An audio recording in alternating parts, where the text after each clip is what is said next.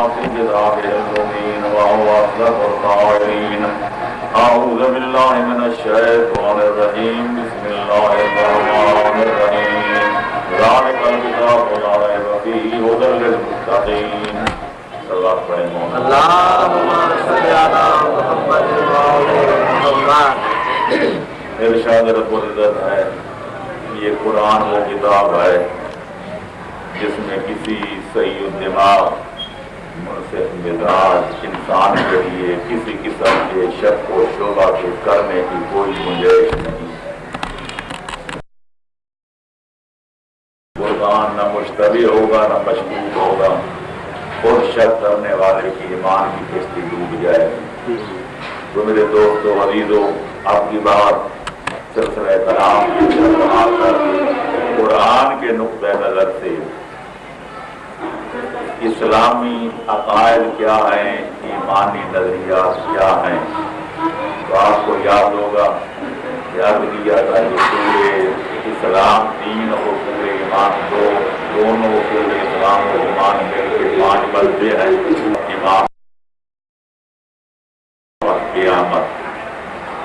حسب ظاہر کل توحید کا مسئلہ اپنے اختتام کو پہنچ گیا اور آج میں یہ چاہتا تھا اور اب یہ انشاءاللہ چاہوں گا کہ آج عدالت کا مسئلہ بھی بیان ہو جائے کہ خدا تعالیٰ عادل ہے تو وہ کن معنوں میں آئے اور اس مسئلے کو عقیدے کی اہمیت کیا ہے، رسالت کی ضرورت کیا ہے، نبوت و رسالت کا مقام کیا ہے، تاکہ کل اختتامی تقریر میں اور آخری درس میں کچھ امامت کے بارے میں گفتگو ہو جائے اور کچھ قیامت کے بارے میں. لیکن سلسلہ کلام کو آگے بڑھانے سے پہلے میں ضروری سمجھتا ہوں کہ بطور تتمہ کل والی گفتگو کو ختم کرنے سے پہلے 2 باتوں کی تھوڑی سی وضاحت کر لی جائے. آپ صلوات پڑھیں محمد.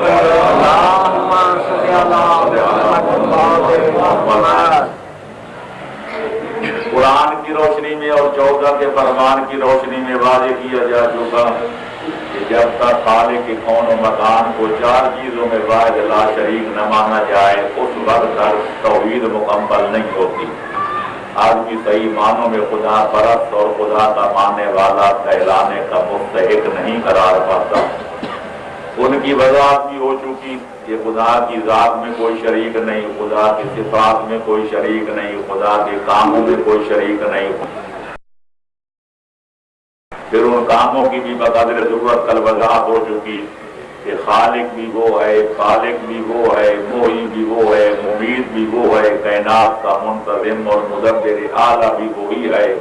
وَلَا يَئُودُهُ حِفْظُهُمَا وَهُوَ الْعَلِيُّ الْعَظِيمُ. یہ تمام زمین و آسمان کے نظام کا چلانا اسے تھکاتا نہیں. کیوں؟ وہ علیم بھی ہے، وہ عظیم بھی ہے، وہ قادر بھی ہے، وہ قدیر بھی ہے. اسے نہ نیند آتی ہے نہ اونگ آتی ہے. لیکن جو میں 2 چیزیں اور عرض کرنا چاہتا ہوں وہ یہ ہیں کہ جو تفویض کے قائل ہیں یا شرک افعالی کے مرتکب ہیں وہ قرآن مجید کی بعض متشابہ آیتوں کو لے کر لوگوں کو گمراہ کرنے کی کوشش کرتے ہیں.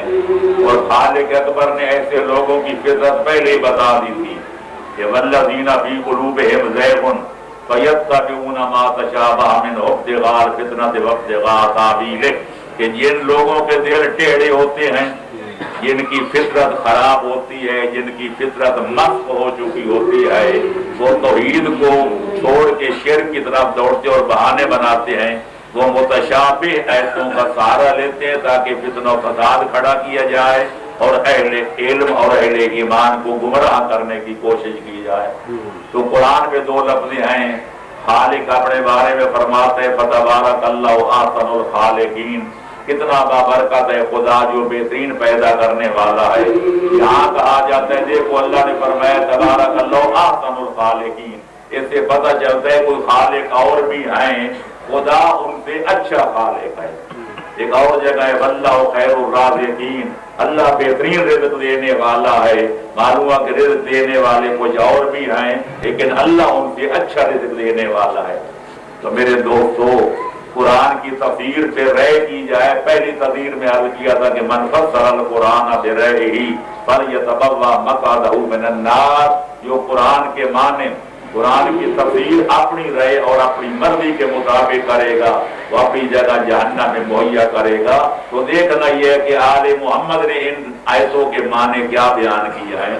وہ فرماتے ہیں کہ اس کا لب لباب یہ ہے، مختصر ترین جواب یہ ہے کہ جن کو لوگ خالق سمجھتے تھے، اللہ فرماتا ہے جب تم بھی مانتے ہو کہ میں بڑا خالق ہوں تو مجھے چھوڑ کے چھوٹوں کو ماننے کا کیا مطلب؟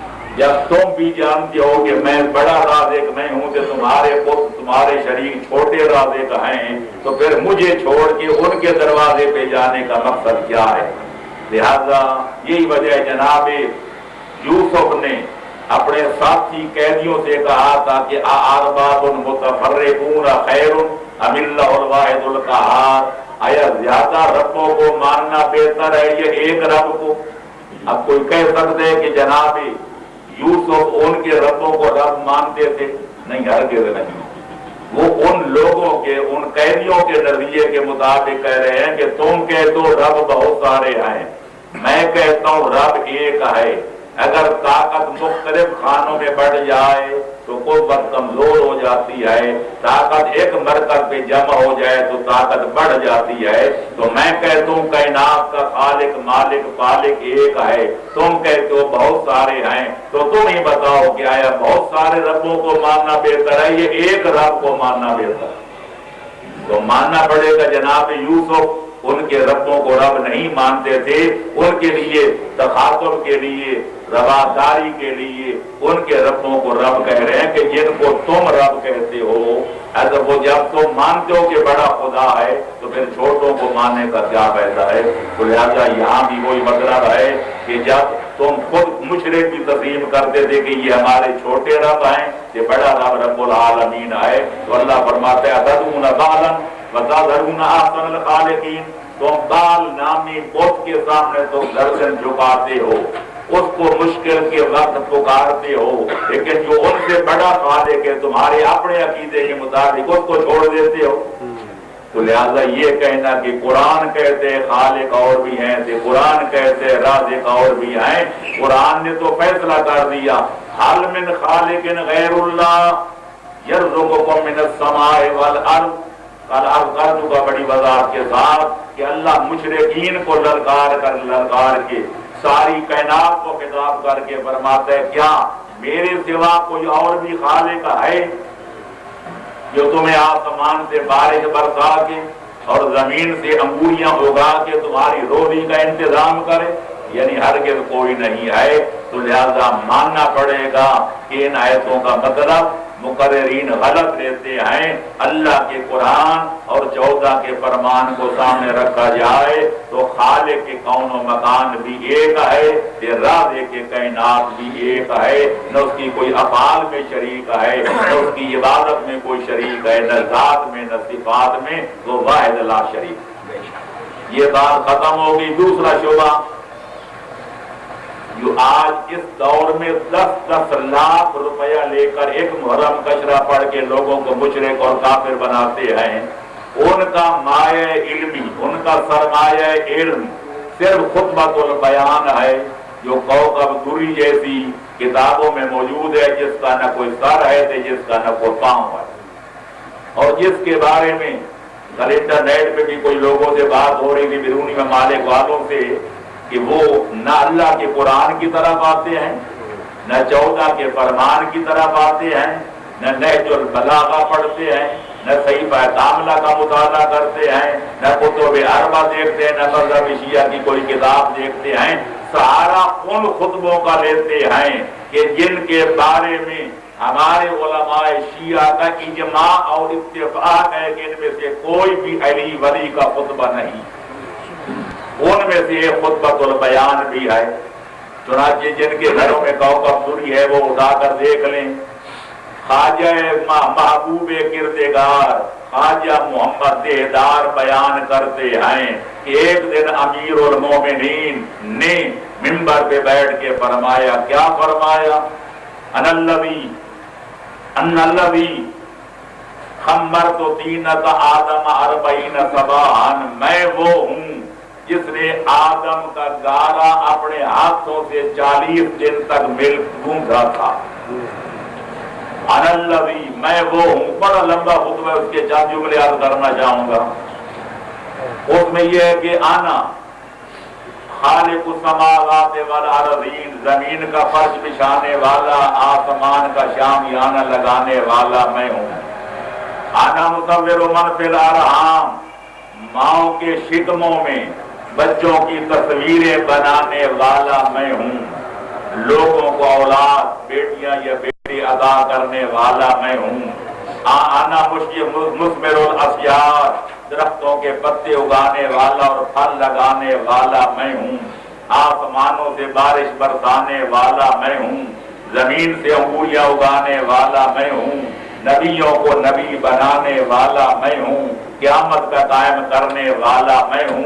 وَعَلَىٰ هَٰذَا الْقِيَاسِ، پھر بڑے فخر و ناز ایک ایک جملے کی تشریح کی جاتی ہے کہ رضائیں خدا کی لے لی علی نے، اللہ کے پلے میں رکھا ہی کیا ہے؟ اللہ کے پاس سوائے جہنم کے کچھ بھی نہیں ہے، معاذ اللہ۔ لہذا خالق ہیں تو مولا علی، رازق ہیں تو مولا علی، مارنے جلانے والے ہیں تو مولا علی، کائنات کا نظام چلانے والے ہیں تو مولا علی۔ پھر سارے کفریات کی بنیاد اس بے بنیاد خطبے پر رکھی جاتی ہے۔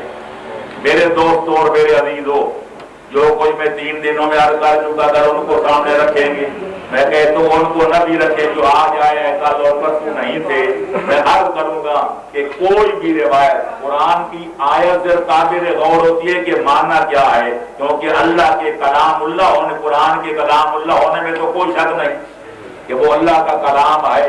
یہاں پھر ایک چیز ضروری ہوتی ہے کہ یہ سمجھا جائے کہ اللہ کے کلام کا مطلب کیا ہے، لیکن اگر کوئی روایت پیش کی جائے تو 2 چیزیں دیکھنی ضروری ہوتی ہے۔ پہلے یہ کہ آیا یہ محمد و آل محمد کی روایت ہے، ان کی حدیث ہے، انہوں نے یہ فرمائی ہے یا نہیں فرمائی۔ اگر یہ ثابت ہو جائے کہ ان کی حدیث ہی نہیں تو اس کو دیوار پہ پھینک دیں گے، اس پر نہ کوئی بنیاد کریں گے، نہ کوئی بحث کریں گے، نہ کوئی عقیدہ، نہ کوئی عمل۔ لیکن اگر یہ ثابت ہو جائے کہ آل محمد کی حدیث صحیح ہے، مستند ہے، پھر سوچیں گے کہ مولا کے فرمان کا مطلب کیا۔ تو میرے دوستو، اگر اس روایت کو درایت کے اصول سے پرکھا جائے، یہ دیکھا جائے کہ روایت کی حیثیت کیا ہے، تو میں عرض کروں گا یہ خطبہ مولا علی کی طرف منسوب ہے۔ مولا علی کے خطبے سب سے پہلے جس بزرگ نے جمع کیے وہ 4 صدی میں حضرت سید رضی اللہ مقامہ فی فراویز الجنان تھے، جو حضرت شیخ مفید کے شاگرد تھے، اور حضرت شیخ مفید حضرت شیخ صدوق کے جو شاگرد تھے، اور حضرت شیخ صدوق امام زمانہ کی دعا سے پیدا ہوئے تھے، اور ان کے والد ماجد جناب ابن باقوی ان کے والد بزرگوار امام زمانہ کی غیبت کبریٰ میں عالم دین تھے۔ وہ انہوں نے نہج البلاغہ کے نام سے یہ خطبوں والی کتاب جمع کی کہ 3 جلدیں ہیں۔ پہلی جلد میں مولا کے لمبے خطبات ہیں، دوسری جلد میں مولا کے کچھ خطبات ہیں، کچھ مختلف لوگوں کے نام مکتوبات ہیں، تیسری جلد میں کچھ مکتوبات ہیں تو کچھ مختصر کلمات و ملفوظات ہیں۔ تو یہ خطبہ جو بیانیہ کے نام سے ہے کہ مولا فرماتے ہیں میں یہ کرتا ہوں تو میں وہ کرتا ہوں، اس نہج البلاغہ کے اندر اس کا نام و نشان نہیں ہے۔ پہلی بات، میں نے کئی بندوں کو دیکھا سنا ہے منبر پہ بڑا بڑا مجمع سامنے بیٹھے تھے، کہتے ہیں مولا کائنات نہج البلاغہ کے خطبہ شکشکیہ میں فرماتے ہیں۔ نہج البلاغہ کا نام بھی لے لیا، خطبہ شکشکیہ کا نام بھی لے لیا لوگوں پر روب ڈالنے کے لیے، اس کے بعد خرافات شروع کر دی جس کا نہج البلاغہ میں نام و نشان نہیں ہو۔ ایک اور صاحب کہتے ہیں جی مولا متا کے یان، میں نے اپنے کانوں سے سنا، ہزاروں کے مجمع میں لاؤڈ سپیکر کئی لگے ہوئے تھے، میں دور سے سن رہا تھا، مولا کائنات خطبہ کلثوم میں فرماتے ہیں، نہج البلاغہ کے خطبہ کلثوم میں فرماتے ہیں، پھر یہی خرافات شروع کر دیے، حالانکہ نہج البلاغہ میں خطبہ کلثوم کے نام کا کوئی خطبہ موجود ہی نہیں ہے۔ آگے بڑھو. پھر تقریباً 1000 سال گزرنے کے بعد عراق کے ایک عالم دین شیخ احمد آل کاشف الغطا نجف کے عالم نے کتاب لکھی جس کا نام ہے مستدرک نہج البلاغہ، یعنی وہ کتاب، وہ خطبے جو سید رضی سے چھوٹ گئے تھے انہیں مختلف سینکڑوں کتابوں کا مطالعہ کر کے حیدر قرار کے وہ خطبے اکٹھے کیے جو نہج البلاغہ میں نہیں تھے، لیکن صحیح سند کے ساتھ انہیں اکٹھے کر کے مستدرک لکھی. اس کا نام مستدرک نہج البلاغہ ہے. اس کی بھی اصل نہج البلاغہ کی طرح 3 جلدیں ہیں. یہ خطبہ اس کتاب میں بھی نہیں ہے. ہم نے چیزوں کی کھوج لگائے ہیں، زندگی گزری ہے انہی باتوں میں، لیکن آج کل کے لونڈے ہتھے منہ لگتے ہیں کہ آپ نے یہ نہیں دیکھا تھے، وہ نہیں دیکھا تھے، یہ بات یوں ہے تھے، وہ بات یوں ہے. میں کیا کروں؟ تیسرا، جب یہ 2 کتابیں چھپ گئیں، پھر موجودہ دور میں ایران کے ایک عالم نے جب اور زیادہ تحقیق کی تو ان کو کچھ اور مولا کے خطبے مل گئے جو نہ اصل نہج البلاغہ میں تھے نہ اس کی مستدرک میں تھے. انہوں نے 5 جلدوں میں ایک مستدرک والمستدرک لکھی جو آج کل ایران میں چھپ چکی ہے. آپ حیران ہوں گے کہ یہ خطبہ نہ اصل نہج البلاغہ میں ہے، نہ نہج البلاغہ کی مستدرک کی 3 جلدوں میں ہے، نہ مستدرک کی 5 جلدوں میں ہے. پھر پتہ نہیں یہ کہاں سے آیا ہے. کہاں سے آیا ہے؟ اب آؤ، ہمارے علماء شیعہ اس بات پر اتفاق ہے، اجماع ہے، 2 رائے نہیں ہیں کہ یہ خطبہ من گھڑت ہے. کسی غالی نے یا کسی قالی نے، کسی بدبخت نے یہ گھڑ کے مولا کی طرح منسوب کر دیا تاکہ لوگوں کے زبانیں کافر و مشرک بنایا جائے. چنانچہ علامہ میرسی علیہ رحمہ جیسا عالم باعمل، بہار الانوار کا لکھنے والا، آج وہ کتاب 110 جلدوں میں ایران میں چھپ چکی ہے. بہار الانوار، وہ جناب امیر المومنین اور دوسرے ائمہ تارین کے فضائل والی جلد میں کتنے انہیں فضائل لکھے ہیں جہاں تک عقل انسانی کی بھی رسائی نہیں. جب اس خطبے پر پہنچتے ہیں تو فرماتے اما خطبۃ البیان واشباہها فلم توجد الا فی کتب الغلاة، کہ جہاں تک خطبہ بیانیہ کا تعلق ہے، یہ اس کے میں نے چند جملے پڑھے، یہ اس کے ساتھ جو ملتے جلتے خطبے ہیں ان کا کوئی کائنات میں وجود نہیں سوائے ان لوگوں کے جو علی کو خدا مانتے ہیں. علی کو خدا ماننا ہے تو بے شک یہ من گھڑت خطبہ پڑھو، عقیدہ رکھو، پھر کہہ دو علی امام نہیں، علی خدا ہے. خدا خدا نہیں، علی خدا ہے. قرآن اللہ کا کلام نہیں، یہ خطبہ جو ہے مولا علی کا یہ اللہ کا کلام ہے، علی جو اللہ ہے. تو لہذا اگر یہ بات ہے تو ٹھیک، ورنہ یہ کسی ہمارے ائمہ تارین کا کلام نہیں، علی ولی کا کلام نہیں، یہ غالیوں کا من گھڑت ہے جس کا کوئی ہماری کتابوں میں نام و نشان نہیں. یہی بات علامہ ابو الحسن ترکابنی نے قصۃ العلماء میں کہی، یہی علامہ ابو القاسم قمی نے جن کی کتاب قوانین والقوانین والاصول پڑھ کے لوگ مجتہد بنتے ہیں، انہوں نے اپنی کتاب جامع الشتات میں یہی بات کہی کہ یہ خطبہ قطعاً مولا علی کا نہیں.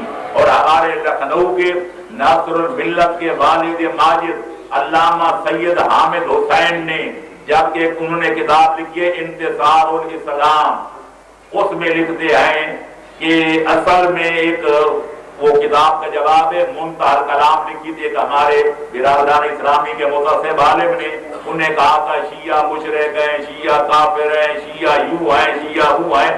اس نے بنیاد رکھی تھی خطبہ بیانیہ پر کہ شیعہ تو علی کو خدا کہتے ہیں، علی کو خالق رازق کہتے ہیں، علی کو موجی مبید کہتے ہیں، تو لہذا شیعہ مشرک ہیں، ان کی توحید خراب ہے.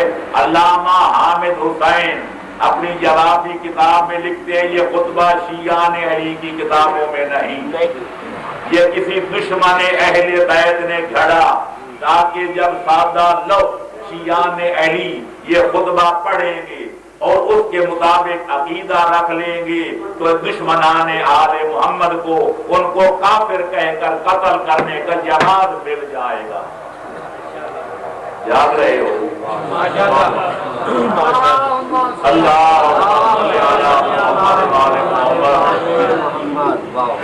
اور یہ آپ سن چکے ہیں گزشتہ تقریروں میں نے کہا تھا قرآن ہمارا ماخذ ہے، قرآن ہمارا مصدر ہے، قرآن ہمارا ماخذ ہے، قرآن ہمارا محور ہے، قرآن ہمارا مرکز ہے. آل محمد کا کلام اسی قرآن کی تشریح ہوتی ہے، تبیین ہوتی ہے، توضیح ہوتی ہے. کبھی آل محمد کا کوئی فرمان قرآن کے خلاف نہیں ہو سکتا.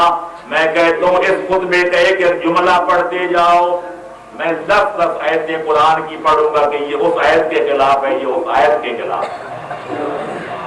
مجھے بتاؤ، یہ ہم سب مانتے ہیں کہ خدا نے محمد و آل محمد کے انوار و ارواح حضرت آدم کی ظاہری خلقت سے ہزاروں سال پہلے پیدا کیے تھے. یہ عالم ارواح کی بات ہے، عالم انوار کی. لیکن جب عالم دنیا میں خالق نے ان کو بھی بھیجنا چاہا تو شیعہ مذہب کا یہ مسلمہ عقیدہ ہے کہ خالق نے ان کے ارواح کو صلب آدم میں ودیت کر دیا، پھر ہمیشہ پاک صلبوں سے پاک رحموں کی طرف منتقل ہوتے ہوئے جب جناب یہ نور علی و نبی کا جناب عبد المطلب کی صلب مقدس میں پہنچا تو خالق نے اس کے نور کے 2 ٹکڑے کر دیے. ایک صلب عبداللہ میں رکھ دیا جو پیغمبر اسلام کے والد ہیں، ایک جو جناب ابو طالب عمران کی پشت میں رکھ دیا جو حیدر قرار کے والد ہیں. تو پیغمبر فرماتے ہیں جب میں پیدا ہوا تو میں نبی تھا، جب علی پیدا ہوئے تو ولی.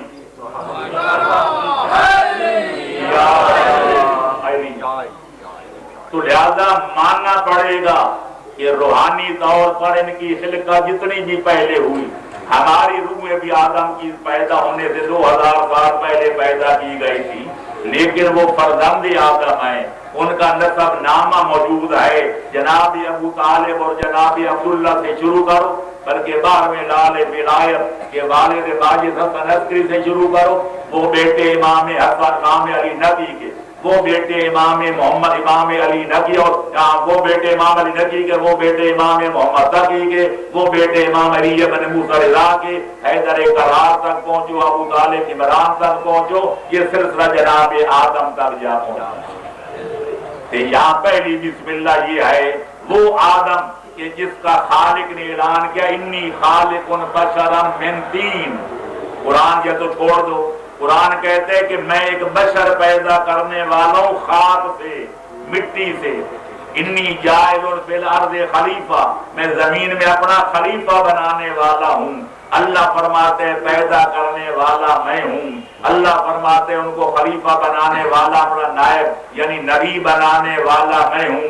فرشتوں کے منہ میں پانی آ جاتا ہے، یا اللہ جب ہم موجود ہیں تو نیا خلیفہ بنانے کی کیا ضرورت؟ نحن نقدس بحمدک ونقدس لک، ہم تیری حمد کرتے ہیں، ہم تیری تسبیح کرتے ہیں، ہم تیری تقدیس کرتے ہیں. تو خالق فرماتا ہے انی اعلم ما لا تعلمون، میں وہ کو جانتا ہوں جو تم نہیں جانتے. اور آپ حیران ہوں گے کہ نہج البلاغہ کا پہلا خطبہ، اللہ ہمیں توفیق دے نہج البلاغہ پڑھنے کی، جن کے گھروں میں ہے اس کا پہلا خطبہ اٹھا کر دیکھیں، اس کی فہرست میں لکھا ہے کہ یہ خطبہ جو اللہ کی توحید و تمجید پر مشتمل ہے اور آدم کی خلقت کی تفصیل کے سنوی اس پر مشتمل ہے. حیدر قرار فرماتے خالق نے جب آدم کو پیدا کرنا چاہا مختلف خاکوں کو اکٹھا کیا، پھر ان میں پانی میں ملایا، پھر اس کو گوندا، پھر مٹی یوں ہوئی تھی، پھر اللہ نے یوں روح ڈالی، اللہ نے یوں اس کا مجسمہ بنایا. مولا علی سارا کچھ کہتے اللہ نے بنایا. اللہ فرماتے ہیں میں نے آدم کو بنایا. خطبہ بیانیہ کی ابتدا ہوتی ہے کہ میں وہ ہوں جس نے باب آدم کی مٹی کو 40 دن تک بیٹھ کے گوندا. انا للہ و انا الیہ راجعون. اللہ بار بار فرماتے ہیں یہ میرے قبضے قدرت میں، جس کو چاہوں بیٹھ کے ساری ایتیں میں کل پڑھ چکا ہوں. یہب لمن یشاء اناثا ویہب لمن یشاء الذکور او یزوجہم ذکرانا و اناثا. میں جس کو چاہتا ہوں بیٹیاں دیتا ہوں، جس کو چاہتا ہوں بیٹے دیتا ہوں، جس کو چاہتا ہوں جوڑا دیتا ہوں، جس کو چاہتا ہوں باز بناتا ہوں. بار بار موجود ہے، حال من خالق غیر اللہ، کوئی میرے سوا اور بھی خالق ہے، قل اللہ خالق کل شیء، پھر فرماتے ہیں والذی یصورکم فی الارحام، میں اللہ وہ ہوں جو ماں کے شکموں میں بچوں کی تصویریں بناتا ہوں، اس کو کس شکل میں پیدا کرنا ہے، اس کو کیا شکل دینی ہے، لیکن خطبہ کہتے ہیں کائنات کا بنانے والا میں مولا علی ہوں، اللہ کا کوئی دخل نہیں، کہ ماں کے شکموں میں بچوں کی تصویریں بنانے والا بھی میں ہوں۔ اب آپ کے سامنے کھلی ہوئی بات ہے، یا قرآن کو مانے یا من گھڑت خطبے کو مانے، یہ دونوں باتیں اکٹھی نہیں ہو سکتی۔ صلوات پڑھو محمد والے اہل دانش و بینش کے لیے ایک بات اور عرض کر کے آگے بڑھوں گا، ختم کروں گے اس موضوع کو۔ ہر شاعر کا ایک انداز گفتگو ہوتا ہے، انداز سخن ہوتا ہے۔ غالب کہتے ہیں اور بھی دنیا میں سخنور بہت اچھے، کہتے ہیں کہ غالب کا ہے انداز بیان اور اقبال ایک اپنا اسلوب بیان ہے، یہ فلسفی شاعر ہے، غالب غزل گو شاعر ہے، میر تاکہ میر، ان کو غالب بھی مانتے ہیں کہ تم ریختہ کہ تم ہی استاد نہیں ہو، غالب کہتے ہیں کہ اگلے زمانے میں کوئی میر بھی تھا۔ میر کا ایک اپنا انداز ہے، ہر خطیب کے ایک انداز ہوتے ہیں، ہر کاتب و ادیب کے لکھنے کا ڈھنگ ہوتا ہے، لکھنے کا انداز ہوتا ہے۔ لہذا جو بندہ ڈاکٹر اقبال کے کلام سے مانوس ہو، کوئی شعر پڑھو تو فوراً سمجھ جائے گا کہ یہ اقبال کا کلام ہے یا نہیں ہے۔ جو غالب کے کلام سے مانوس ہے کہ غالب کا انداز بیان کیا ہے، اگر کوئی جعلی شعر پڑھ کے ادھر منسوب کرے مرزا غالب نے کیا خوب کہا ہے، وہ فوراً کہے گا تم بڑے احمق ہو، ایسے گھٹیا شعر کو غالب کی طرح منسوب کرتے ہو۔ مثال دے دوں، بانگ درا شروع ہوتی ہے، اقبال کی کتاب ہے بانگ درا، وہ کہتے ہیں کہ خودی کو کر بلند اتنا کہ ہر تقدیر سے پہلے خدا بندے سے خود پوچھے بتا تیری رضا کیا ہے۔ شعر مشہور ہے، تقریباً سارے لوگ پڑھتے ہیں جانتے ہیں۔ خودی کو کر بلند اتنا کہ ہر تقدیر سے پہلے خدا بندے سے خود پوچھے بتا تیری رضا کیا ہے۔ اب اسی کی پیروڈی جو ہے وہ گجرات کے میراج دین یا کیا اس کا نام ہے، اس نے بھی کی ہے، نظام الدین گجراتی۔ وہ کہتے ہیں خودی کو کر بلند اتنا، معذرت کے ساتھ بڑا مختصر شعر ہے پر پڑھنا پڑ گیا تاکہ پتہ لگے کہ سمجھداروں کو، اگر آپ کوئی کہے جناب غالب نے اقبال نے کام بالکل بات اتنی کی ہے آسمانوں تک پہنچا دی ہے۔ خودی کو کر بلند اتنا کہ چڑھ جائے ہمالا پر، خدا بندے سے خود پوچھے بتا بجڑا کی میں غافی۔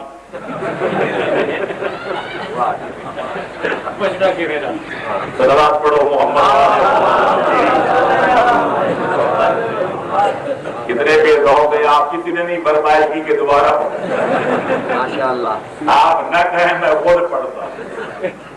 اقبال کا شعر تو آپ کو یاد ہے، آپ اس کی نظام الدین گجراتی کہتے ہیں خودی کو کر بلند اتنا کہ چڑھ جائے ہمالا پر، کوئی ہمالا خدا بندے سے خود پوچھے بتا بجڑا کی میں لاتی۔ بتاؤ اگر کوئی یہ کہے کہ اقبال نے بڑا اچھا شعر گائے، وہ نہیں ہنسے کہ اس بندے کی حماقت پر، کہ جس کو امام دین نظام دینی امام دین گجراتی، جس کو امام دین اور اقبال کے کلام میں تمیز نہیں، وہ بھی بادب اور ادیب کہلانے کا حقدار ہے، وہ بھی سخن فہم کہلانے کا حقدار ہے۔ نہج البلاغہ پڑھو تاکہ پتہ چلے مولا علی کے خطبوں کا انداز کیا ہے، مستدرک پڑھو تاکہ پتہ چلے کہ مولا کی خطابت کا انداز بیان کیا ہے، مستدرک پڑھو تاکہ پتہ چلے کہ مولا کا انداز خطاب کیا ہے۔ اس کے اچانک اس کے مقابلے میں رکھ دو یہ خطبہ بیان ہے، میں وہ ہوں جو یہ کرتا ہوں، میں وہ ہوں جو وہ کرتا ہوں۔ معاف رکھنا یہ تو دعویٰ خدائی کا دعویٰ ہے، سامنے وہ بیٹھے ہیں جو علی کو پہلا امام نہیں مانتے اور علی کہتے ہیں میں تمہارا خدا ہوں۔ صلوات پڑھو محمد۔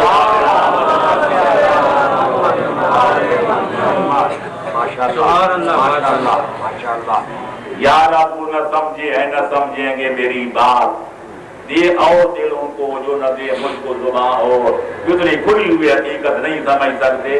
فرعون بدبخت نے ایک بار کہہ دیا تھا آنا ربکم الاعلی، آج تک مجھ پہ لعنت بھیجتے ہیں۔ قرآن نے کہا اس نے چونکہ کہا تھا، لیکن کیا مولا امیر بھی معاذ اللہ یہ دعویٰ کر سکتے ہیں کہ میں رب العالمین ہوں، میں تمہارا خالق مالک فالق ہوں؟ وہ تو وہ ہیں جو نماز فریضہ ایک طرف، اس کے نوافل ایک طرف، نماز تہجد کی 8 رکعت ایک طرف، 2 رکعت شفع ایک طرف، 1 رکعت وتر الگ، یہ 51 رکعت علیحدہ جس کے بنتے 1-2 سجدے، 1000 نافل الگ جس کے بنتے 2000 سجدے، 2102 سجدے، 2102 سجدے یومیہ ادا کر کے پھر بھی علی کہتے ہیں ماں عبدنا کا حق کا عبادت ہے، اے پالے والی تیری عبادت کا حق بھی تو میں نے ادا کیا ہی نہیں ہے۔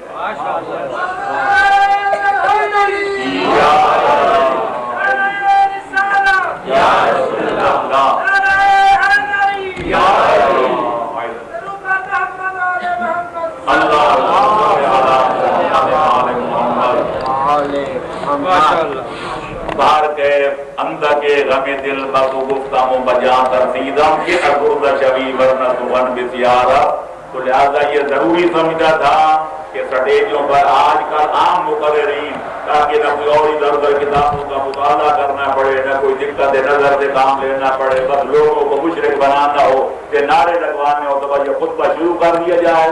ہماری قوم کا مزاج پہلے مائل کو غلوب ہے، جتنا علی ولی کو خدا سے بڑھاتے جاؤ نعرے لگتے جائیں گے، اگر کہہ دو علی اللہ کے بندے ہیں تو خدا کی عبادت گزار تو پھر سروں پہ پرندے بیٹھ جاتے ہیں، اور کوئی لوگ دبے لفظوں میں کہہ دیتے ہیں علی نے جب کوئی گناہ نہیں کیا تو اتنی عبادت کرنے کی علی کو ضرورت کیا تھی؟ یہ لوگوں نے پیغمبر سے بھی کہا تھا یا رسول اللہ جب آپ نے گناہ کوئی نہیں کیا تو 360 مرتبہ روزانہ استغفار کیوں پڑھتے ہیں؟ استغفر اللہ ربی واتوب الیہ، استغفر اللہ ربی واتوب الیہ۔ فرمایا اگر میں نے گناہ نہیں کیا تو مجھے بندہ شاکر بن کر جینے کا حق بھی نہیں ہے۔ ہم 360 سے زیادہ گناہ کرتے ایک بار بھی نہیں کہتے استغفر اللہ ربی واتوب الیہ۔ تو عصمت کبریٰ کے مالک ہیں، وہ کوئی صغیرہ گناہ اور کبیرہ نہیں کرتے، پھر بھی 360 مرتبہ پڑھتے ہیں استغفر اللہ ربی واتوب الیہ۔ تو اس لیے اندازہ لگا لو کہ ہم کیا ہیں اور وہ کیا تھے۔ ایک ہم ہیں کہ لیا اپنی بھی صورت کو بگاڑ، ایک وہ ہیں جنہیں تصویر بنا آتی ہے۔ میں سمجھتا ہوں جتنا کو یہ 3 دنوں میں اور آج بلکہ چوتھا دن ہے اب تک جو میں نے عرض کیا، یہ توحید کو سمجھنے کے لیے، دین کی بنیاد کو سمجھنے کے لیے، دین کی اساس کو سمجھنے کے لیے صرف کافی نہیں بلکہ وافی بھی ہے، اور انشاءاللہ کئی دلوں کی بیماریوں کے لیے شافی بھی ہے۔ ماشاءاللہ اللہ عادل ہے۔ ثبوت کہا جاتا ہے جی اللہ کی، جب میں نے بھی کل یا پرسوں کہا تھا کہ اللہ کے عام مشہور نام 99 ہیں، دعائے جوشن کبیر میں 1000 نام گنوائے گئے ہیں، کہ ویسے ہمارا عقیدہ ہے کہ اللہ کی ذات بھی غیر معبود، اللہ کے صفات بھی غیر معبود، وہ ہزاروں میں اور شمار نہیں کیے جا سکتے، تو پھر ہم نے ساری باقی صفتوں کو چھوڑ کر ہم نے قدرت کو اصول عقائد میں داخل نہیں کیا، ہم نے اللہ کے علم کو داخل نہیں کیا، کسی اور صفت کو نہیں کیا، ہم نے عدالت کو اپنے عقائد میں کیوں شامل کیا؟ عدالت کو اصول میں شامل کرنے کی وجہ کیا ہے؟ تو میں عرض کروں گا اس کی وجہ یہ ہے کہ جس طرح چکی کی کلی ہوتی ہے، جس کو عربی اور فارسی میں کتب کہتے ہیں، کتب آسیہ، چکی کی کلی، اگر وہ کلی ٹھیک ہے تو چکی گھومے گی، اور اگر وہ کلی خراب ہو جائے تو چکی چلنا بند ہو جاتی ہے۔ میں کہتا ہوں پورے دین کی کلی کا نام ہے عدالت۔ اگر اللہ عادل ہے تو سارے دین کی چکی گھومتی رہے گی، رسالت بھی ہے، امامت بھی ہے، قیامت بھی ہے، جزا بھی ہے، سزا بھی ہے، سب کچھ ہے، لیکن اللہ کو عادل نہ مانا جائے، کہا جائے جی وہ مرضیوں کا مالک ہے، وہ بادشاہوں کا بادشاہ ہے، وہ شہنشاہوں کا شہنشاہ ہے، اگر چاہے تو فرعون کو پکڑ کے جنت میں داخل کر دے، وہ اگر موڈ اگر خراب ہو جائے تو چاہے تو موسیٰ کو پکڑ کے جہنم میں جھونک دے، لا یسأل عما یفعل، اللہ جو کوئی کرے کوئی پوچھ نہیں سکتا. وہ شہنشاہوں کا شہنشاہ ہے، وہ بادشاہوں کا بادشاہ ہے، کوئی سوال نہیں کر سکتا، کوئی اس سے جواب طلب نہیں کر سکتا، کیونکہ وہ حاکموں کا حاکم ہے. میں کہتا ہوں اگر یہی حکومت ہے کہ یہی شہنشاہی ہے کہ چاہے تو موسیٰ کو پکڑ کے جہنم میں ڈال دے معاذ اللہ، کہ فرعون جیسے بدکاروں کو چاہے تو جنت میں داخل کر دے. مجھے صرف اتنا بتایا جائے یہ شہنشاہی ہے یا سکھا شاہی ہے؟ صلوات پڑھو محمد والے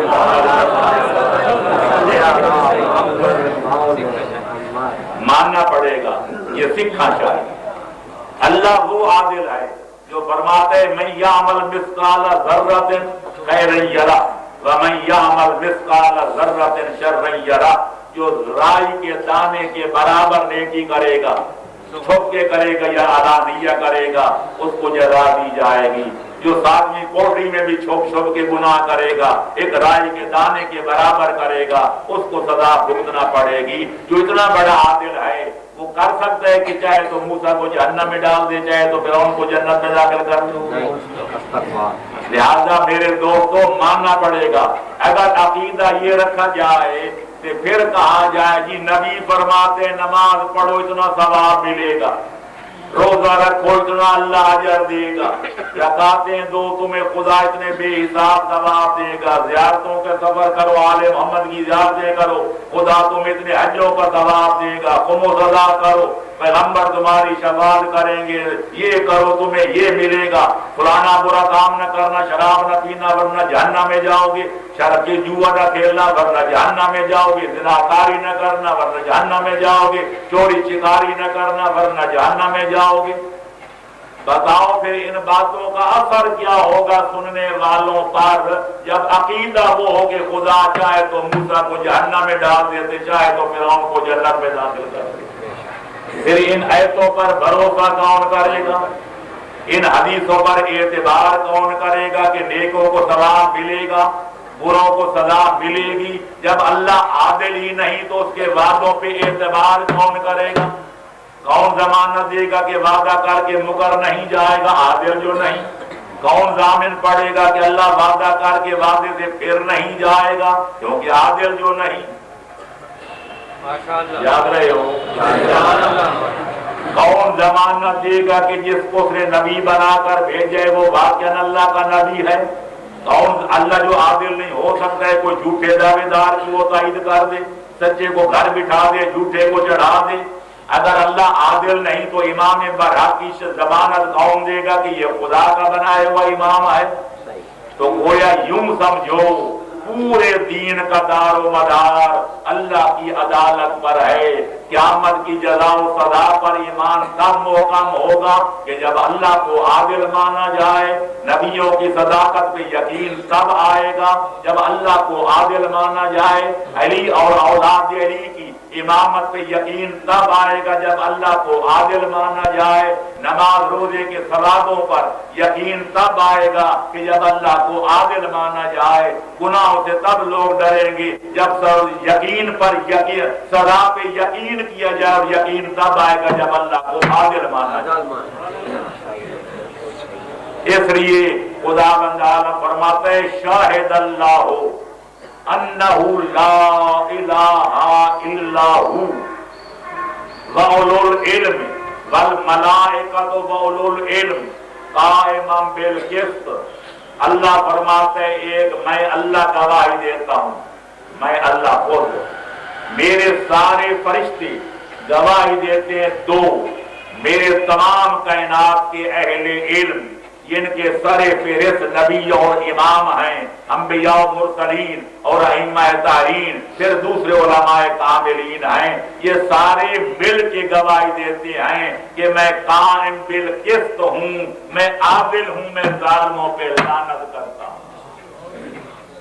اب جو اللہ کو عادل نہیں مانتا، معاف رکھنا پہلے اللہ کی گواہی کو جھٹلانا پڑے گا، پھر فرشتوں کی، معصوم فرشتوں کی گواہی کو ٹھکرانا پڑے گا، پھر آدم سے لے کر خاتم تک علی ولی سے لے کر مہدی دین تک تمام نبیوں رسولوں، تمام ولیوں اماموں وسیعوں کی شہادتوں کو رد کرنا پڑے گا، تب کہنا پڑے گا کہ خیر ہی و شر ہی من اللہ تبارک و تعالی، کہ نیکیاں بدیاں جان طرف ہوں اللہ تعالیٰ کے، کہ نیکیاں کراتے تو بھی اللہ تعالیٰ کراتا ہے اور بدیاں کراتے تو بھی اللہ تعالیٰ کراتا ہے۔ عجیب عدل ہے کہ نیکی کرنے والے کو کہتے ہیں جا جنت میں، جبکہ کراتا خود ہے، برائی خود کراتے ہیں پھر کان سے پکڑ کہتے ہیں جا دھوتے لگا جہنم کے سمندر میں۔ اس سے بڑا بھی کوئی ظلم ہے کہ کوئی طاقتور ڈنڈا لے کر کسی کو مجبور کر دے کہ شراب پی، جب بیچارہ پی چکے تو پھر ڈنڈے برسائے کہ تو نے کیوں پی۔ سروات پڑھو محمد۔ بار بار خدا فرماتے وما ربک یرید ظلما للعباد، میں اللہ کبھی بندوں پر ظلم کرنے کا ارادہ بھی نہیں کرتا، ظلم کرنا تو بڑی بات۔ ما انا بظلام للعبید، میری طرف بندوں پر ظلم کرنے کی نسبت بھی نہیں دی جا سکتی کہ اللہ ظلم کرتا ہے۔ بھلا وہ اللہ ظلم کرے گا جو خود ظالموں پہ بار بار لعنت کرتا ہے؟ وَلَعْنَةُ اللَّهِ عَلَى الظَّالِمِينَ، اللہ اجرت دبائے گا۔ جو مالکوں کو کہتے ہیں مزدور کا پسینہ بعد میں خشک ہو پہلے اس کی اجرت ادا کر دو، وہ ہمیں نیکیوں کی جزا نہیں دے گا تو اس کو عادل کون کہے گا؟ وہ خدا جو لوگوں سے کہے کہ ان اللہ یامر بالعدل والاحسان، اللہ تمہیں حکم دیتا ہے کہ لوگوں کے درمیان عدل کرو، لوگوں سے بھلائی کرو، جو ہمیں حکم دیتا ہے کہ تم لوگوں کے ساتھ عدل کرو، اگر وہ خود عدل نہ کرے ایک بدعمل مولوی اور معاذ اللہ خدا میں فرق کیا رہ جائے گا؟ أَتَأْمُرُونَ النَّاسَ بِالْبِرِّ وَتَنْسَوْنَ أَنفُسَكُمْ وَأَنْتُمْ تَتْلُونَ الْكِتَابَ، اے بد عمل لوگوں، تم لوگوں کو نیکیوں کا حکم دیتے ہو اور خود ان کتاب کو چھوڑ دیتے ہو، کیا تم یہ انصاف کرتے ہو کہ لوگوں کو نیکی حکم دیا جائے کہ خود نیکی پر عمل نہ کیا جائے؟ تو لہذا خود میاں فضیت دیگرہ نصیحت، دوسروں کو نصیحت کی جائے، اپنے آپ کو ذلیل کیا جائے۔ کوئی بدعمل مولوی تو اس طرح کر سکتے ہیں، خدا تو نہیں کرے۔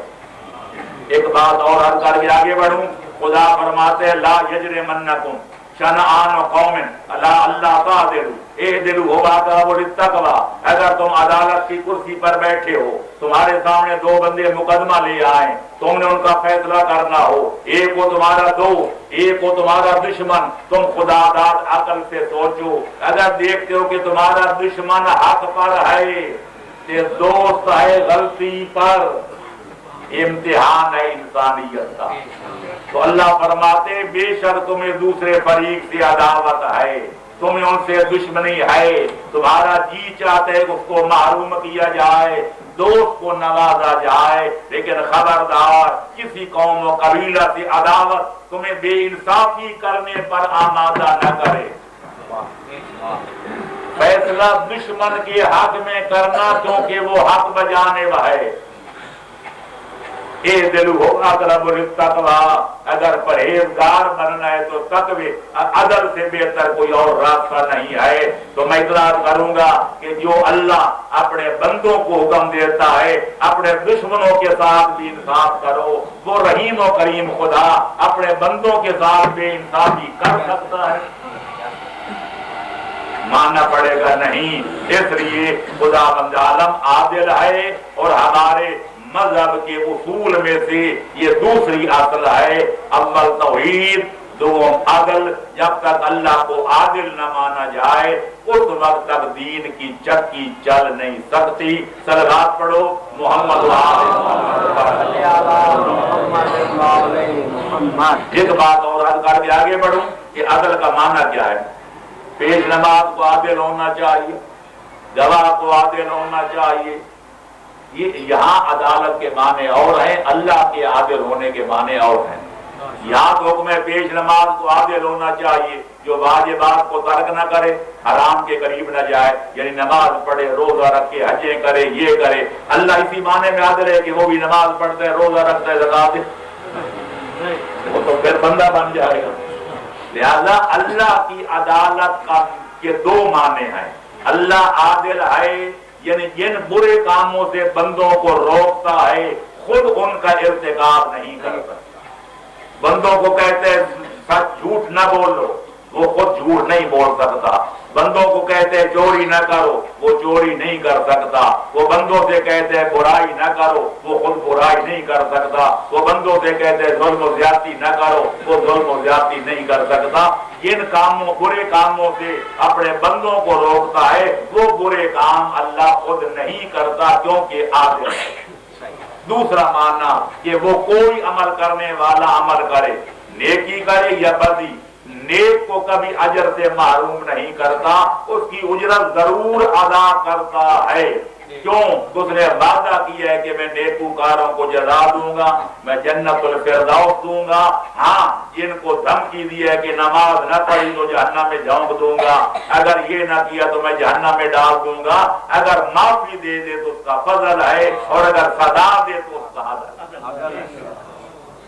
صلوات پڑھو محمد۔ ایک جملہ اور کہ وہ جو معافی دیتے ہیں اس کا فضل ہوتا ہے۔ دو قسم کے حق ہوتے ہیں، ایک بندہ اللہ کا حق ہے جس طرح نماز پڑھنا، روزہ رکھنا، اگر بندہ پامال کرے خدا سزا بھی دے سکتا ہے، معاف بھی کر سکتا ہے۔ دوسرا ہوتا ہے حق الناس، بندوں کا حق، اگر کوئی بندہ کسی بندے پہ زیادتی کرے تو جب تک مظلوم اپنے ظالم کو معاف نہیں کرے گا خالق بھی ظالم کو معاف نہیں کرے گا، کیونکہ حق الناس کا معاملہ اللہ کے حقوق سے زیادہ سخت ہے۔ صلوات پڑھو۔ یہ بات کو پھیلانے کا طریقہ کیا ہے، سمیٹنے کا کیا طریقہ ہے، تو میں کوشش کروں گا کہ تم لمبے موضوع کو مختصر لفظوں میں سمیٹوں۔ سب سے پہلی بات کہ نبوت کی ضرورت کیا ہے، تو میرے دوستو ضرورت اس لیے ہے کہ جب ہم مانتے ہیں کہ ہمارا خالق ہے، مالک ہے، بالغ ہے، علیم ہے، حکیم، اس نے ہمیں پیدا کیا، لیکن اب یہ ہمیں کون بتائے کہ اس نے پیدا کیوں کیا ہے، وہ چاہتا کیا ہے؟ ہمیں کون بتائے کہ وہ سیدھا راستہ کون سا ہے جس پہ چل کے ہم نے جنت میں جانا ہے؟ ہمیں کون بتائے کہ وہ جہنم وہ راستہ جہنم والا کون سا ہے جس سے دامن کو ہم نے بچانا ہے؟ وہ کون سے کام ہے جو کریں گے تو اللہ ہمیں جب اللہ راضی ہو جائے گا؟ وہ کون سے برے کام ہے جو کریں گے تو اللہ ناراض ہو جائے گا؟ اب کئی طریقے ہو سکتے ہیں، ایک یہ کہ وہ ہمارے پاس آ جائے، یہی ہے کہ ہمیں اپنے پاس بلا لے، یہ دونوں باتیں ممکن نہیں۔ ہم وہاں جا سکتے نہیں کہ وہ ہمارے سامنے آتا نہیں، ہم لوگوں سے وہ کلام فرماتا نہیں، تو پھر کیا کیا جائے؟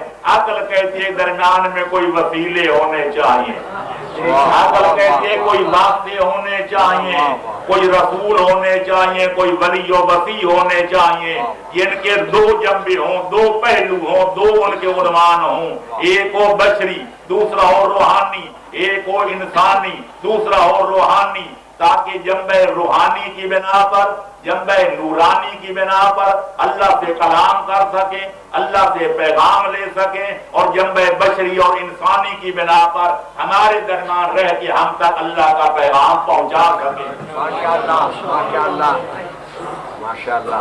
ان کا جنبے دونوں جنبے ہوتے ہیں، دونوں پہلو ہوتے ہیں۔ روح کو دیکھا جائے تو نورانی نظر آتی ہے، بدن کو دیکھا جائے تو انسانی نظر آتا ہے۔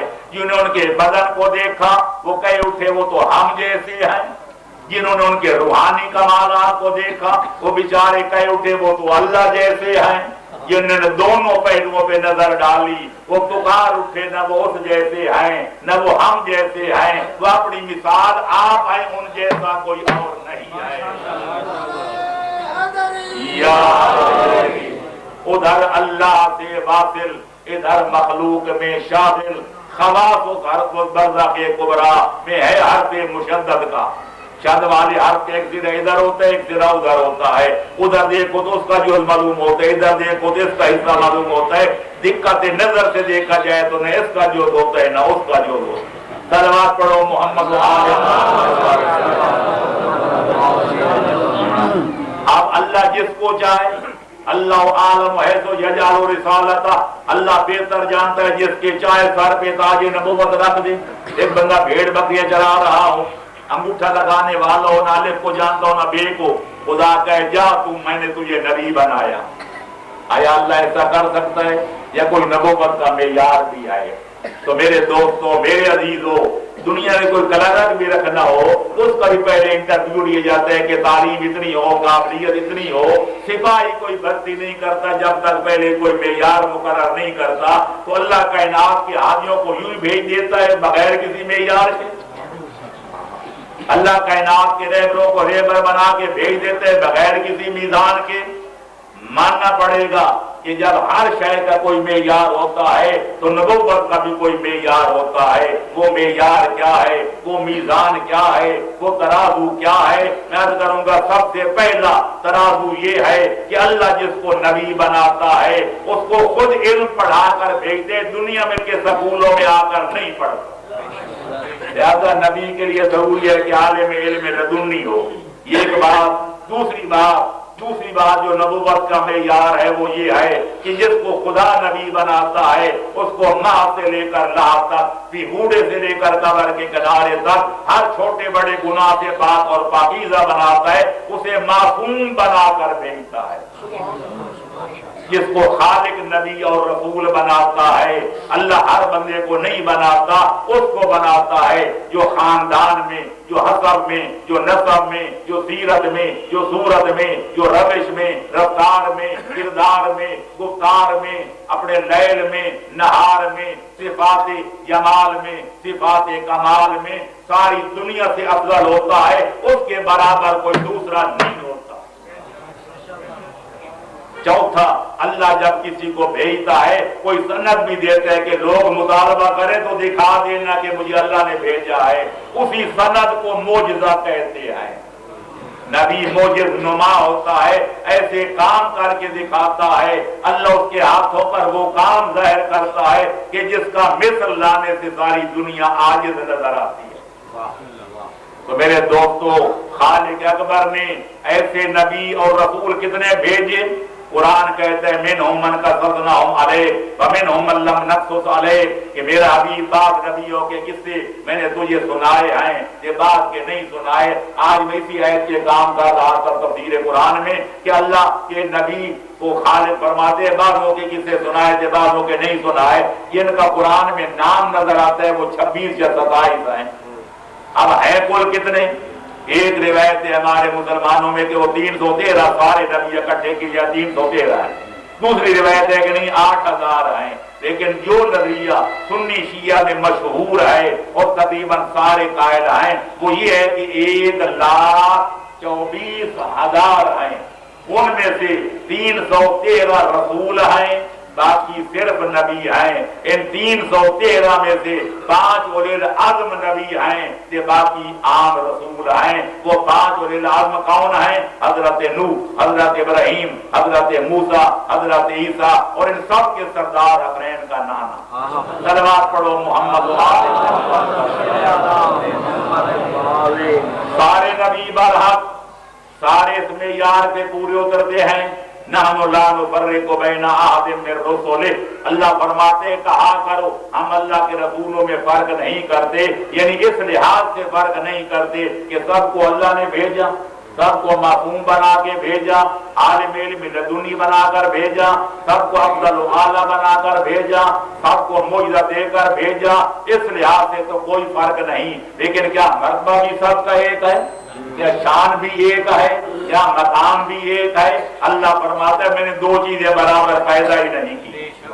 تلک الرسل فضلنا بعضهم علی بعض، میں نے بعض رسولوں کو بعضوں پہ فضیلت دی ہے، بعضوں کا درجہ بعضوں سے اونچا قرار دیا ہے، اتنا فرق ہے۔ میں کیا کروں، بات ختم کر رہا ہوں۔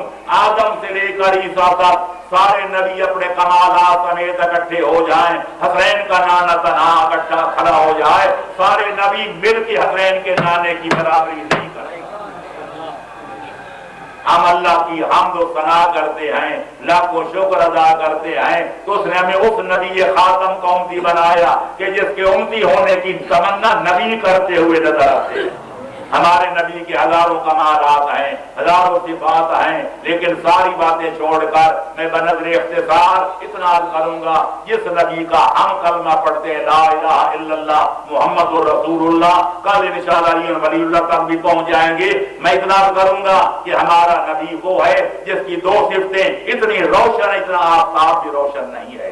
ایک یہ کہ وہ سید الانبیاء ہے، سارے نبیوں کے سید و سردار ہیں، اور دوسری صفت یہ ہے کہ وہ خاتم الانبیاء ہیں۔ حسنین کے نانے پر خالق نے نبوت ختم کر دی۔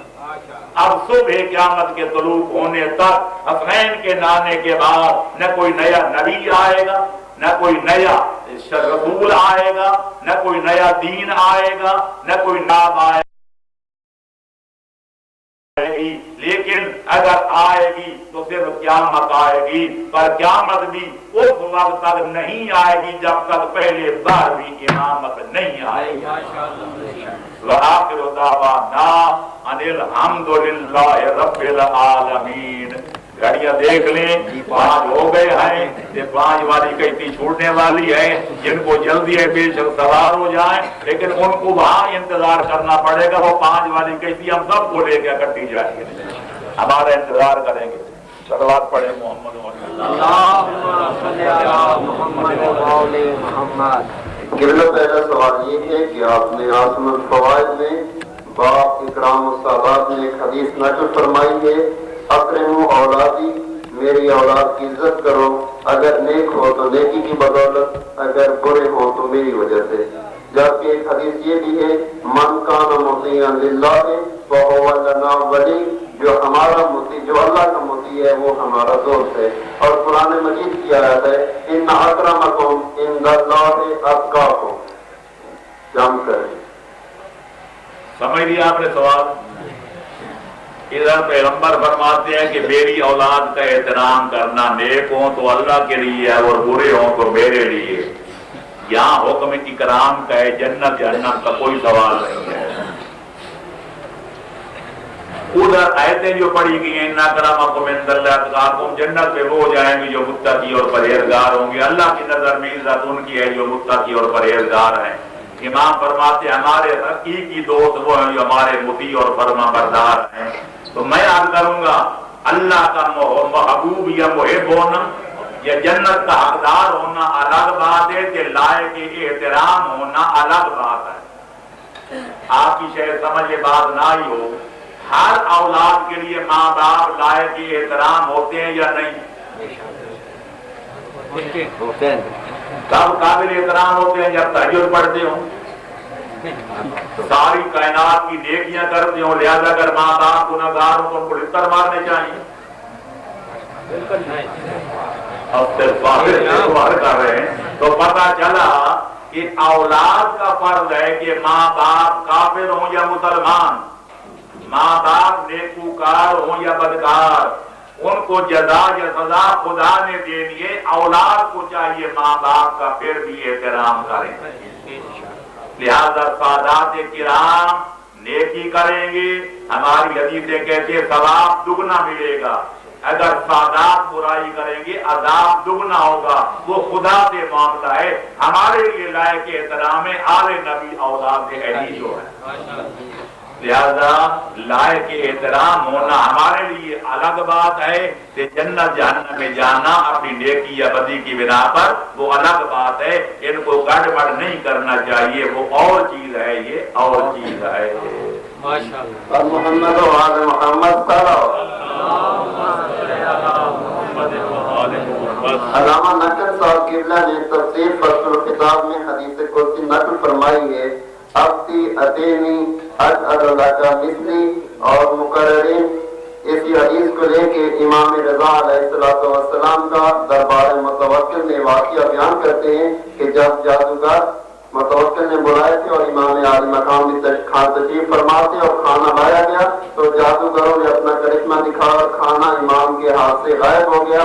یہ تاریخ میں یہ واقعہ بیان کیا جاتا ہے اس حدیث قدسی کی تاریخ میں، جبکہ قرآن میں آیت الکرسی میں یہ ہے لیسا کمثلہ شیء، خدا کی مثل کوئی بھی نہیں۔ آپ نے سوال کا جواب تو خود دے دی ہے حدیث میں کہ میرا بندہ میری اطاعت کر تو میری مثل بن جائے گا۔ قرآن کہتے اللہ کی مثل کوئی نہیں، تو پھر حدیث کہتی ہو۔ تو میرے دوستوں دربار یہ حدیث کا مطلب کیا ہے؟ میری قواعد مضیہ کا مطالعہ کرنا، میں نے پوری اس کی تشریحات کر دی ہے کہ اگر یہ حدیث مانی بھی جائے اس کو پڑھنے میں بھی کہ تکن مثلی یا تکن مثلی، پھر اس کا مفہوم کیا ہے، معنی کیا ہے، ورنہ یہ بات قرآن سے جب ثابت ہے، قائل کہتے ہیں کہ لیس کمثلہ شیء، تو لہذا حدیث اگر قرآن سے ٹکرا جائے تو وہ قابل قبول نہیں ہوتی۔ اور وہ جو امام کی بات کی ہے دربار میں، آپ نے پوری بات نہیں کی کہ امام روٹی کھانے لگے تو درمیان سے روٹی اٹھ گئی، جادوگروں نے جادو کیا، امام نے قالین کی طرف شیر بنا ہوا تھا، ادھر اشارہ کیا تو صاحب حقیقت شیر بن گیا اور جادوگروں کو نگل گیا۔ تو اصل بات یہ ہے کہ یہ اگر معجزے کی حقیقت سمجھ لی جائے تو یہ سارے سوال ختم ہو جاتے ہیں۔ معجز نما دعا کرتے ہیں، خالق اس کے ہاتھوں پر اثر کو ظاہر کرتا ہے۔ امام عالی مقام نے جب اس گستاخی دیکھی کہ وہ میرے ساتھ شرارت کر رہا ہے، امام نے ایک موقع دیا، دوسرا دیا، تیسرا دیا، اشارہ کیا کہ بندہ بن جا۔ جب نہ بنا، امام نے خالق سے رابطہ کیا، پالنے والے کی خبر لی، اس میں اعظم پڑھا، خالق اکبر نے اس قالین کی تصویر کے شیر کو حقیقی شیر بنا کے، جس نے حضرت موسیٰ کے عصا کو سانپ بنایا تھا، اس خالق نے شیر بنا کے جادوگروں کا خاتمہ کر دیا۔ لہذا معجزہ پہلے خدا ہوتا ہے، نبی اور امام کے ہاتھوں پہ خدا ظاہر کرتے ہیں تاکہ ان کی صداقت روشن ہو جائے۔ بر محمد و آل محمد صلوات۔ قرآن مجید کی آیت ہے ما کان اللہ لیعذبہم وانت فیہم، میرا حبیب ان پہ عذاب نہیں کروں گا جب تو ان کے مابین موجود ہے۔ اور اسی بارے میں ناجل بلاغہ میں حضرت کا فرمان ہے کان فی الارض امانان قادروں پہ احدکم فدونکم الآخر۔ تو قبلہ سوال یہ ہے کہ واقع غدیر قوم کے بعد جب حارث بن نعمان پاری پیغمبر اعظم کی خدمت میں آیا تھا اور اس واقعے کا تذکرہ کیا تھا تو آخر میں اپنے جملے کہتے اللہم ان کان من عندک فامطر علینا حجارۃ من السماء۔ تو اس کے بارے میں مفسرین یہ کہتے ہیں کہ سورہ معارج کی آیات نازل ہوئی سأل سائل بعذاب واقع، اس کے بارے میں جان کیسے کریں گے؟ اللہ کرے سائلین سامعین کی سمجھ میں بھی آگے ہو۔ اللہ فرماتا ہے کہ جب تک میرا حبیب تو موجود ہے تو میں لوگوں پر عذاب نازل نہیں کروں گا، لیکن ہم دیکھتے ہیں کہ کدوکا سے حارث بن نعمان پہری پہ عذاب نازل ہوا، جنگ بدر میں کافروں پہ عذاب نازل ہوا تھا، خالق نے ان کو تحت نحت کر دیا تھا اپنے فرشتے بھیج کے، اور بھی کدوکا کئی کافر عذاب ان پر نازل آنے پہلے تو یہ کی ہے کہ اللہ جو فرماتا ہے میں لوگوں پر عذاب نازل نہیں کروں گا، یعنی عمومی عذاب، ایسا عذاب جس میں پہلی امتوں پر آتا تھا کہ ساری امت تباہ ہو جاتی تھی، تیری برکت ہے تیری امت جتنے بھی گناہ کرے میں ان پر ایسا عذاب نازل نہیں کروں گا کہ پوری امت برباد ہو جائے۔ لہذا مفسرین نے اس کی پوری وضاحت کی ہے، اس کو کہتے ہیں عذاب استیصالی، ایسا عذاب جو بالکل سب کو تباہ و برباد کر کے رکھ دے۔ ایک جواب تو یہی آ گیا، لہذا اکا دکا بندہ کوئی برباد ہو جائے تو باقی امت بچ جائے تو قرآن کی آیت پھر بھی صحیح رہے گی۔ اور دوسری بات یہ ہے کہ گناہ کی نوعیت میں فرق ہوتا ہے، اس سے پتہ چلتا ہے ایک ہے عام گناہ، ایک ہے علی کی امامت کا انکار والا گناہ۔ اگر کوئی عام گناہ کرے تو پیغمبر کی برکت سے وہ اللہ کے عذاب سے بچ سکتا ہے، پر علی کی دشمنی، علی کی ولایت کا انکار، علی کی امامت کا انکار، خدا کے فرمان اور نبی کے فرمان کا انکار، وہ جرم ہے کہ پیغمبر پہلو میں کھڑے ہو تو بھی منکر عذاب کے خدا سے نہیں بچ سکتے۔ محمد و آل محمد صلوات۔ وہ مولا کی نے فرمان پڑھا تھا، بات رہ گئی کہ مولا علی فرماتے اللہ نے دو امانیں دی تھی، ایک پیغمبر کا وجود کہ جب تک تو موجود ہے میں لوگوں پر عذاب نازل نہیں کروں گا، ایک دوسرا فرماتے ہیں وہ ہے استغفار کہ ما کان اللہ معذبہم وہم یستغفرون، جب تک لوگ استغفار کرتے رہیں گے اس وقت تک میں عذاب نازل نہیں کروں گا۔ تو اس لیے اتفاقاً سامنے چیز آ گئی ہے، آپ سواری پہ سوار ہوں یا کوئی کام کر رہے ہوں یا کسی حالت میں مشغول ہوں، اللہ کا وعدہ ہے کہ جب تک بندے استغفار پڑھتے رہیں گے استغفر اللہ ربی واتوب الیہ، انشاءاللہ کسی حادثے کا شکار نہیں ہوں گے، کسی قسم کے عذاب میں مبتلا نہیں ہوں گے۔ تو لہٰذا ایک نسخہ آپ کو مل گیا کہ ہر حالت میں استغفار پڑھا کرو۔ اس کے دوسرے فوائد بہت سارے ہیں، ان کے علاوہ یہ ایک فائدہ تھوڑا نہیں ہے کہ بندہ استغفار پڑھے تو اللہ کے عذاب سے بچ جاتا ہے۔ बर मोहम्मद और आले मोहम्मद सल्लल्लाहु। ये आपने सवाल है कि किबला, ये सवाल ये है कि ये बात मशहूर है कि उम्मत मोहम्मदी पे वो अज़ाब नाज़िल न होगा जो गुज़श्ता अक़वाम के अज़ूली हुक्म की बिना पे नाज़िल हुआ था। क्या ये अक़साम अज़ल खुदाबंदी के मुनाफी नहीं है? क्या क्या वो अज़ाब नहीं होगा? ये बात मशहूर है कि उम्मत मोहम्मदी पे वो अज़ाब न होगा जो गुज़श्ता अक़वाम पे। गुज़ारे ये है कि अगर खुदा उस तरह करता जिस तरह कौम लूत ने जो काम किया था, क्या उम्मत मोहम्मदिया वो बुरा फेल नहीं कर रही?